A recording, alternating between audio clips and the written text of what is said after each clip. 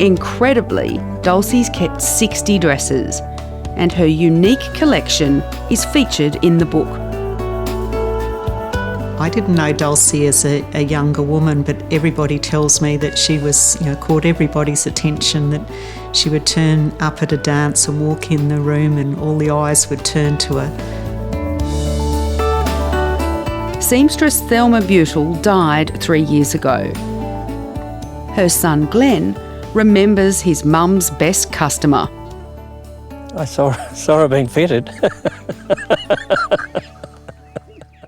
One of the main things in Dulcie's life was glitter, and she sparkled better than any diamond ever did. And your mum helped her sparkle, didn't she? Oh yeah, they had a long relationship of putting the sparkle together.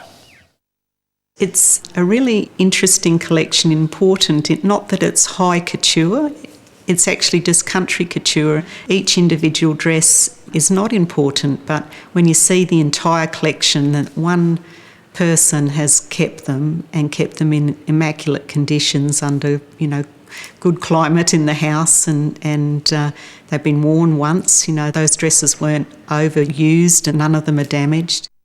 Fashion might have changed from the 40s through to the 90s, but one thing which doesn't is Dulcie's love of colour. Yes, she wasn't a shrinking violet. We were amazed by the colours and the combination of colours that you wouldn't dream of, but it was her personality. Dulcie Mason now lives in a nursing home, but she can still make an entrance. Oh, you look beautiful. Wearing her favourite colour for our interview. I loved red. Yeah, red was my colour. How would you describe your style? Oh, yeah, I'm a shiny girl. I love the shiny.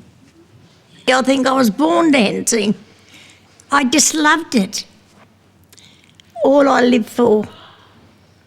And we had all them years, our married life, dancing all the time. Did you have a good dancing partner in your husband? Oh, yeah. He was a good dancer. So when I hooked him properly. I thought, this is me mate.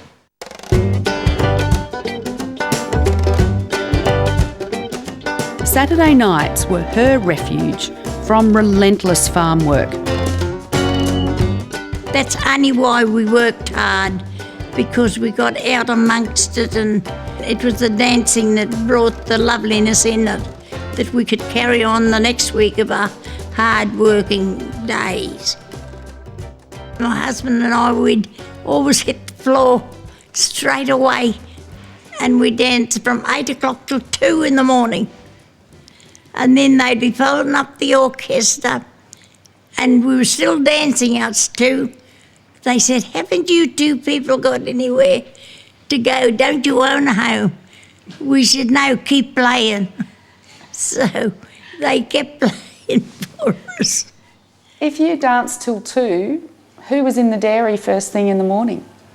Oh, 2 of us would get up and do the whole lot. Yeah, the dairy, and yeah. We'd get up after this big night out, and I'll tell you what, we might have been tired, but the dancing kept us going with our work. Dulcie would scour shops for ideas, buy materials and sketch, roughly, what she wanted and leave it to Thelma. I used to say that to people, she's made me like a queen. What was the perfect dancing dress for you? Oh, the one that just held down and flew open, that was Dulcie, you know. Dulcie wanted a new dress for each dance, and it wasn't dairy cows which funded her passion, but chickens. You wouldn't believe it. I used to take 1,500 eggs a week to Toowoomba to sell to Canolds, if you remember Canolds. They buy all my eggs, and it was a big job, but no, it was good, and they gave me cash. Thelma and Dulcie both had tough childhoods. At 13, Dulcie had to leave school to work on the farm and care for 4 siblings after her mother died. And Thelma too was working full-time at the same age. They were bringing money in too into their family and helping out, so life was pretty tough. But that was almost standard for all the communities we visited and the older people in the committees. And, you know, often they'd apologise and say, oh, we never had any education. But they were still really wise, wonderful women with this life education I think was inspiring. Which one do you think we should do this time? Where were we up to, Anne? While Thelma and Dulcie aren't famous, Nikki says it's important their story is told. Fashion is not frivolous. Fashion really has a purpose.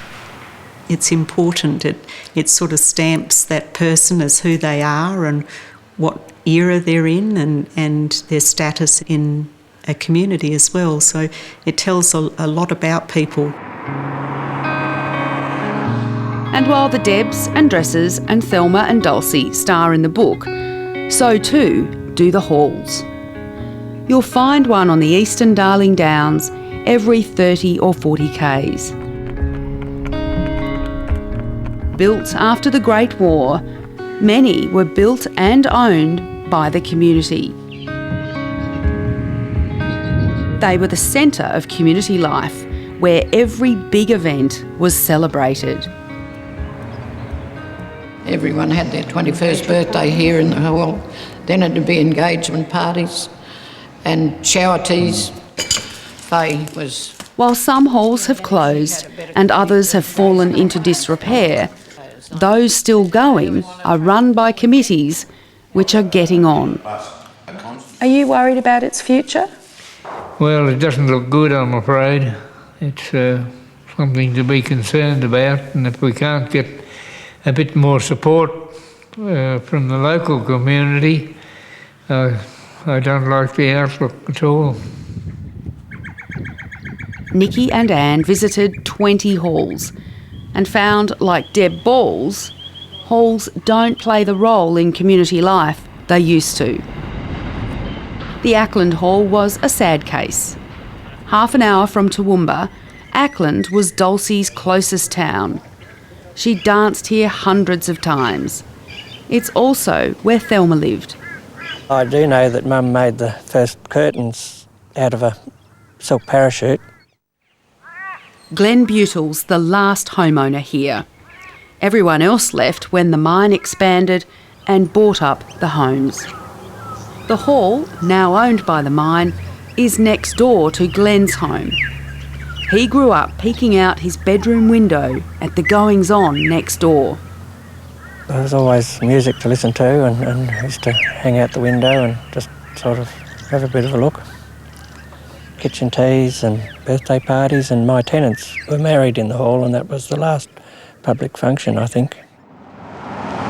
The Kingsthorpe Hall was once used night and day, often 5 days a week. Dancers attracted 400 and they needed 2 bands to keep the crowd happy. We had rural youth dancers years ago that were just tremendous dancers.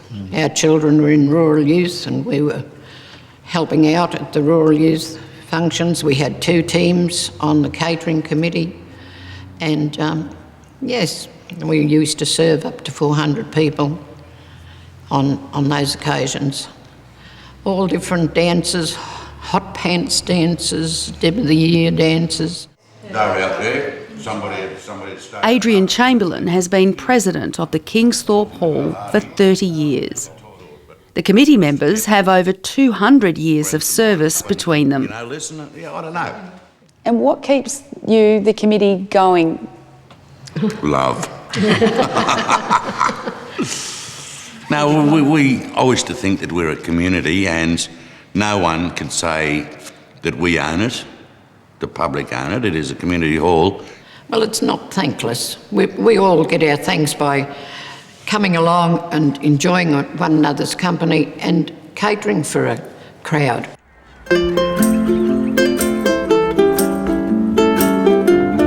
One of Nikki's favourites is the Gumbunji Hall, with its prized heritage stage curtain. Hand-painted in 1940, it features advertisements of the day from the local paper. It's a big hall with a youngish committee, some of whom made their debut here. Their passion means it's well used, though the Deb Ball is no longer. Dulcie danced there and remembers the big hall with the fast floor fondly. She left a legacy too, for she loved teaching the Debs to dance. And she's sad Deb Balls have gone out of fashion. They don't go to the dances like we used to. We used to go every Saturday night. Well, they don't do that now, the young ones. They got other things to go to, and I think this is where our trouble is. Well, I suppose a lot of them haven't got dance music in them.